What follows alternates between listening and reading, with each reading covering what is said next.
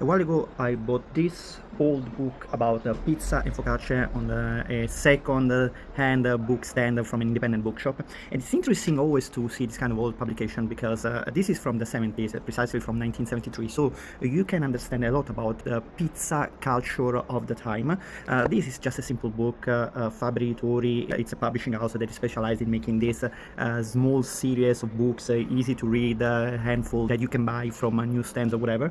And nevertheless, it is interesting for a serious thing. First of all, the author wrote a very nice introduction about the history of pizza and bread making, with a lot of details that were quite accurate. Of course, there is the usual story of the pizza margherita invented for the queen, but it's still 1973, so the myth was not debunked yet. But there are other things that are worth to examine. For example, why a lot of these pizzas and focaccias have been listed with the name of the ingredients they use, whether it's potatoes, onion, or whatever else. Other pizzas reported the name of their provenance.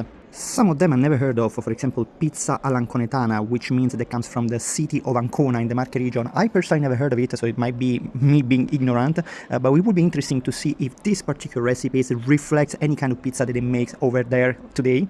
I find it really funny that pizza alla romana and pizza napoletana have exactly the same recipes and ingredients, because the common ingredients of these two kind of pizzas is anchovies, and the peculiarity is that in Naples we call pizza alla romana what in Rome they called pizza alla napoletana, pizza Napoli, which again is still with the anchovies. Unfortunately, considering that there are only a handful of pictures in the book, we cannot really understand how all the pizzas look like, and also we have to consider that this is a book for making pizza at home, so any kind of picture that we will find will actually represent a homemade pizza or mainly a pie. For example, this is how a Neapolitan pizza or a pizza margherita look like in this book, but again, this is a pizza that have been cooked in a pan inside a domestic oven. But the final thing that I really find interesting is that almost every recipe have a suggestion for a wine pairing.